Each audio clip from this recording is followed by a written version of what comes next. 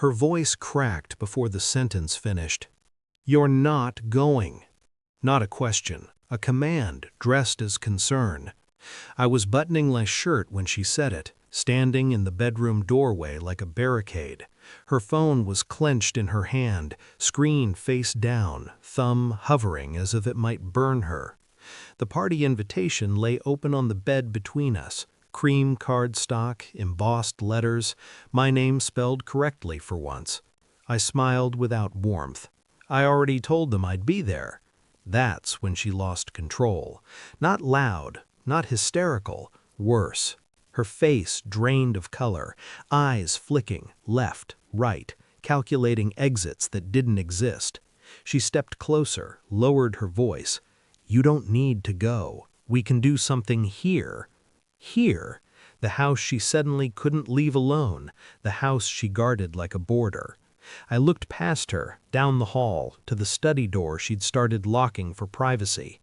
I thought about the way she'd been redecorating rooms we never used, the way her laughter had become selective, reserved.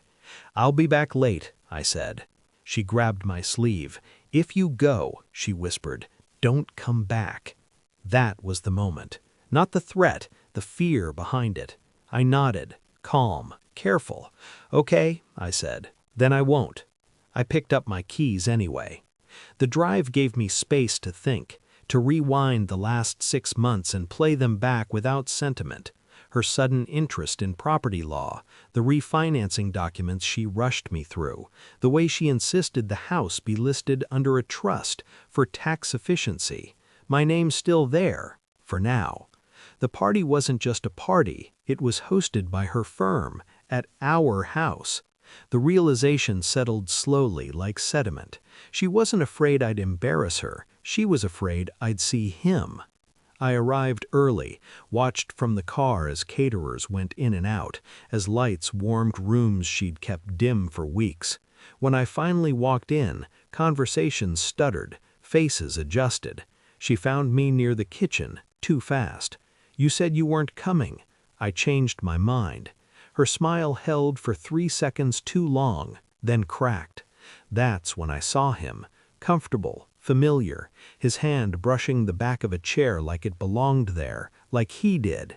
They didn't touch, they didn't need to. The house told the story for them. I didn't confront, I observed. Over the next weeks, I became invisible on purpose, left early, came back late, let her think she'd won the perimeter.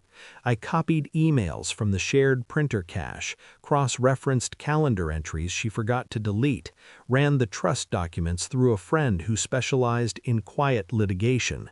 The house wasn't just collateral, it was leverage. The trust listed a beneficiary I didn't recognize, initials only, but the address matched his. The renovations? Paid from an account she'd opened in my name. Smart, almost. I installed a door sensor on the study, not to stop her, to measure time. Patterns emerged. Nights when the sensor triggered twice, once when I was out of town. I stayed calm, made dinner, asked about her day. She lied with increasing confidence. That told me everything. I waited for the appraisal to finalize. Then the trust amendment arrived. I laid the documents on the table one morning, neatly stacked, aligned to the edge like I always did. She froze mid-step. "What's this?" "Confirmation," I said. She read, slowly. Her breath shortened.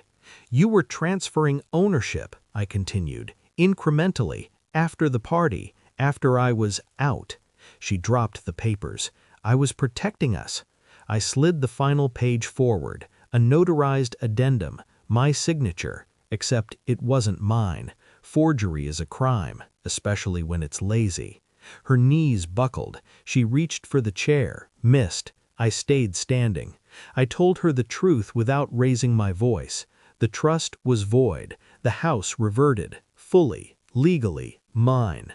The firm had been notified. So had he. His wife, too, copied on the email chain she'd used for months. The party invitation? Evidence. Her phone rang. She didn't answer. "Pack what's yours," I said. "You have 20 minutes." She cried then, apologized, blamed stress, blamed me.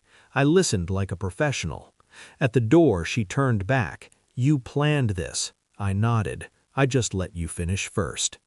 The house feels larger now, quieter, honest. I walked through rooms she curated for someone else and feel nothing but ownership of space, of silence, of myself. People ask what happened. I tell them we wanted different futures. That's true. Some wanted permanence, others wanted control. I turn off the lights each night knowing exactly who locked the door and exactly who will never cross it again.